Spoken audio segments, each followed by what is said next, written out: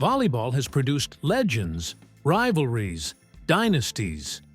But every once in a while, the sport gives us something different. Something that cannot be explained by statistics or match highlights alone. Something that feels more like fate than competition. Today, we dive into a story whispered across fan pages, debated in comment sections, and dissected by analysts, a story not born from scandal or arguments, but from tension, potential, and unrealized power. A powerhouse that dominates with raw, explosive force. And a setter whose precision and strategy command the rhythm of the court, Alessia Vargas. The unstoppable Cuban-Turkish thunderstorm, feared by blockers and adored by fans. And Alessia Orro, the Italian mastermind, a setter whose calm, intelligent play controls the chaos around her two different worlds, two different styles, and one burning question. Are they destined to clash, or destined to create the most terrifying partnership volleyball has ever seen? This is the story behind the quiet rivalry, hidden synergy, and electric speculation surrounding Alessia Vargas and Alessia Orro. And trust me, you're going to want to hear all of it. Sometimes, the biggest stories in sports aren't born from loud arguments, viral interviews, or explosive confrontations. Sometimes, the tension is silent. And in the world of women's volleyball, there's a quiet storyline that refuses to disappear.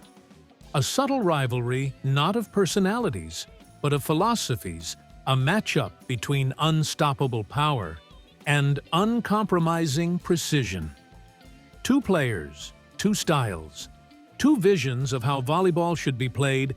Alessia Vargas, the powerhouse, the cannon arm, the woman whose spikes seem engineered for violence, whose serves leave defenders frozen, whose name is synonymous with domination. When Vargas steps onto the court, she does not merely join a volleyball match. She rewrites its balance. She demands attention. She forces strategy to bend around her. She doesn't wait for opportunity. She takes it. And then there's Alessia Orro, the quiet genius, the architect, the setter whose game is defined not by raw strength, but by vision, control, and timing. Orro doesn't overpower defenses. She dismantles them with intelligence. 1 second she's sending a fast ball to the middle, the next she's stretching the block to the wing. To her, volleyball is not war, it's chess. Two athletes at the top of their craft. Yet the world cannot stop asking the same question. Why does it feel like they exist on opposite sides of volleyball philosophy? It began as nothing more than observation. A few matches, mixed event showcases, voluntary warm-up sessions, moments where players rotate freely and experiments happen. But fans noticed something. When Alessia Orro was running the offense, Alessia Vargas wasn't always the first option. She wasn't even consistently the second. There were times Vargas waited, positioning herself like a missile ready to launch. Yet the ball went elsewhere. Some said it was strategy. Some said it was coincidence. Others whispered it was resistance. Because how could anyone, especially a setter, have access to a weapon like Vargas and not fully use it? Soon the volleyball community became divided.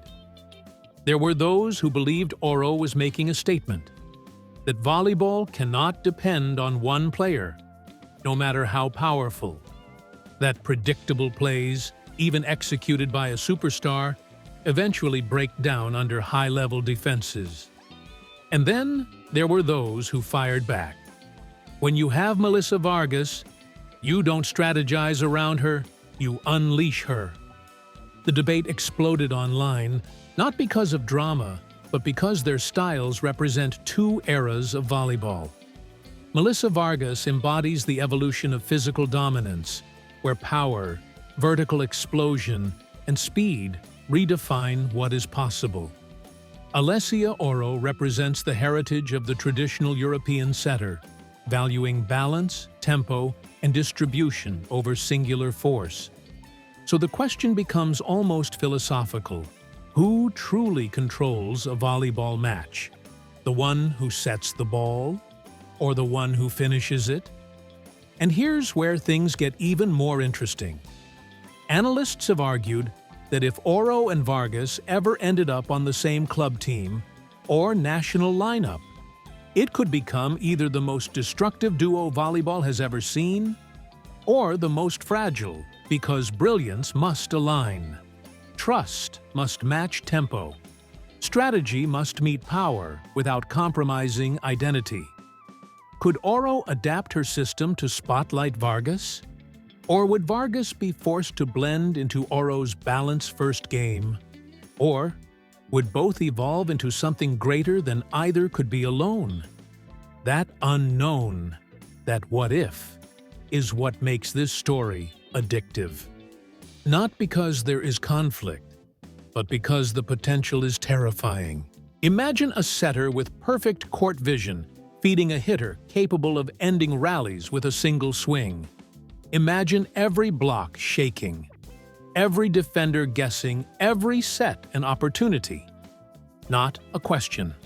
The fans see it, the analysts feel it, and somewhere, deep in both of their competitive minds, they must know the truth.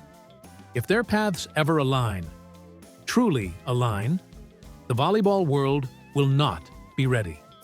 Because sometimes rivalries aren't built on dislike. Sometimes they are built on destiny.